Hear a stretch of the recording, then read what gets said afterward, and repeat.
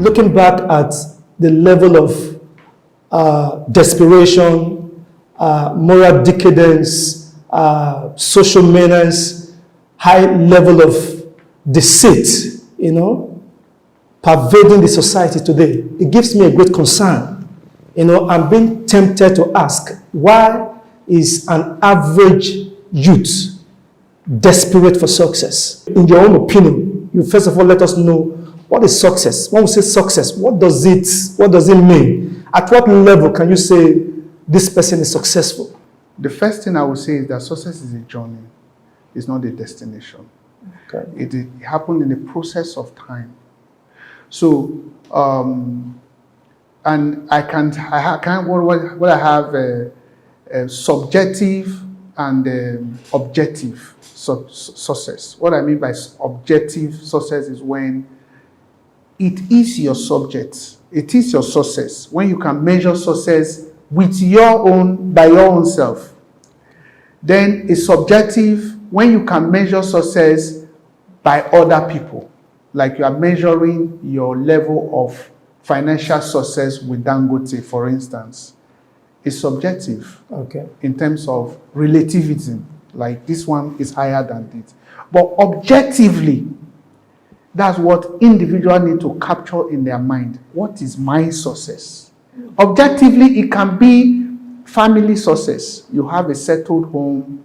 You can eat 3 square meals or 2 square meals a day, because even some people who can afford 3 square meals, sometimes the doctor will say they have to eat once. So at that time, is that person not successful? He's also successful, but because of his health challenges, he has to eat once. So eating 3 times a day is not a measure of success in this dispensation. So objectively, what gives you sanity? What makes you go to bed without the fear that any other person is angry with you outside the public menace of thief and other things like normal in a normal society? Yeah. What is success? Success is you. It's not comparing yourself with other people.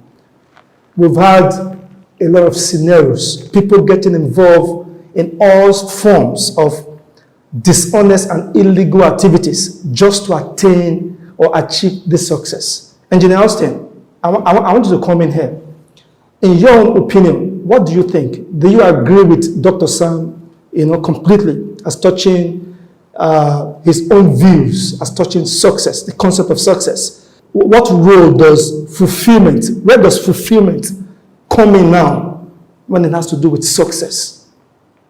All right. You see, I want to come in from another angle. I want to add the God factor to the definition of success. Okay. I don't want to sound too religious, but we all do know that we didn't jump down from the sky. God created every one of us. And every human who lives on the face of the earth will know this. The God who created human had the purpose for creating us. And we are on earth to fulfill just that purpose, whether we like it or not. You are designed by God, and whatever potential that you have right in you, God put them there to enable you achieve that purpose for Him. You understand? Unfortunately, people come to the earth, they don't bother to find out, why am I here? What am I supposed to be doing here? So if I want to define success for you, I'd rather define it this way: is the progressive attainment of God's intended purpose and goals for your life. Progressive attainment. In the definition of my own definition of success, God factor is there. Like he said, it's a journey. It's not so. It's a journey. It's a process. It's a progressive. It's something that you do, and you make progress as you go on. There's no end to it till you hit this edge. Get the point now. Although generally success is defined as the attainment of a set goal, but that definition to me has to be modified, because if somebody has set out today to kill someone, and then he achieved that goal, can you call that success? No, that is not. So it's not just about attaining a set goal. What is the set goal all about? God didn't create us to come here and destroy. He didn't create us to bring us here so that we devalue the lives of people. So in this earth, we are all here to create values. In the course of doing that, you are attaining your purpose, your God-given purpose on the earth. So for anybody to talk about success, first of all, here, We need to find out, who am I? Why am I here? Why did God bring me here? What am I supposed to be doing on the earth? If you don't discover that, you may be like someone working in someone else's field.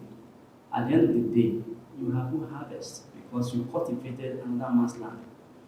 Let's look at this issue of desperation, the social menace and dishonest and illegal activities that an average Nigerian youth can get him or herself involved in just in the bid to become successful.